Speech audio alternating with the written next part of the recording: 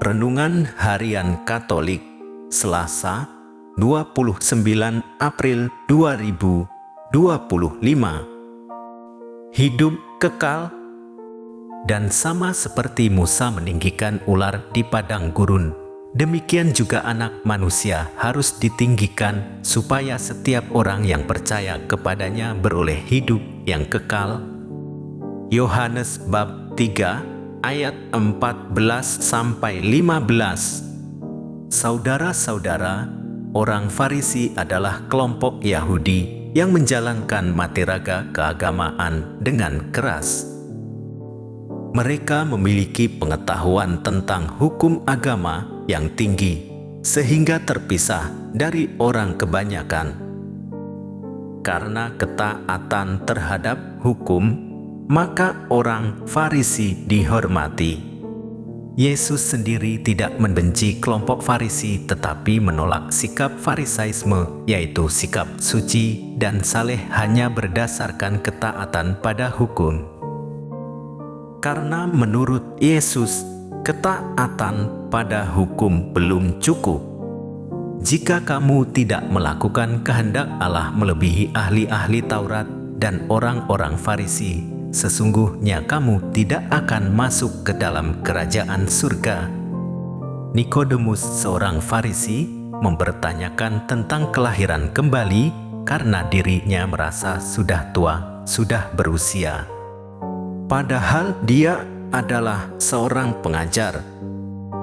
Pembicaraan Yesus dengan Nikodemus akhirnya berpusat pada satu kata, percaya. Percaya mempunyai dimensi pengetahuan, tindakan, semangat, ada pengharapan, dan disertai kasih. Memang tidak dapat semuanya, karena tentu ada bagian yang tidak seluruhnya dapat kita pahami dan mengerti. Itulah yang dalam agama disebut misteri. Jaminan kepercayaan kita kepada Kristus adalah kehidupan. Bukan sembarang sikap hidup, melainkan hidup kekal atau abadi. Hal ini tidak berarti bahwa kita tidak dapat mati, melainkan hidup kekal adalah hidup bersama dan dengan Allah sendiri. Hidup kekal itu bukan hanya urusan nanti setelah kita mati, melainkan persoalan hidup kita sekarang juga.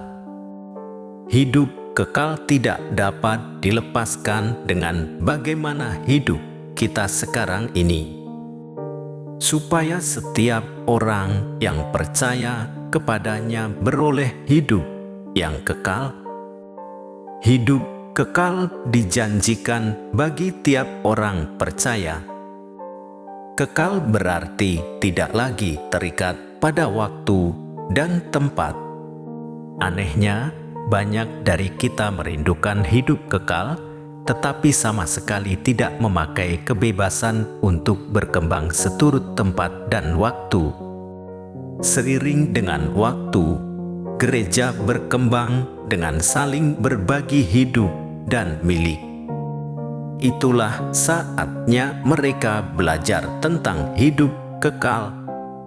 Jika kita tidak menggunakan waktu hidup kita ini dengan baik, kelak kita pun akan dibingungkan setelah menerima anugerah hidup kekal.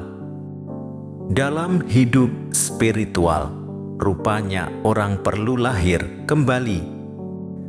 Namun, bukan terutama kelahiran baru secara fisik, melainkan baru secara spiritual.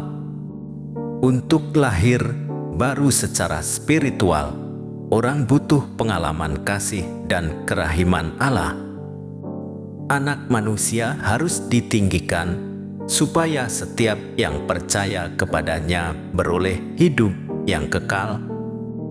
Jaminan hidup kita juga hendaknya dihadirkan oleh Kristus dengan keikhlasannya untuk menyerahkan diri menjadi tebusan bagi dosa kita melalui peristiwa salib. Jadi, bagi kita salib bukan merupakan peristiwa hina, melainkan tanda kemenangan Kristus dan kemenangan seluruh umat manusia. Perjumpaan Nikodemus dengan Yesus membuatnya lahir baru dalam roh.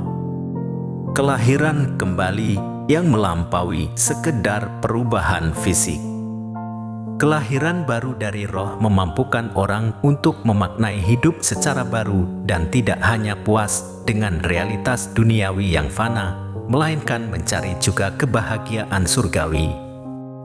Putra Allah harus mati di salib dan bangkit dari antara orang mati.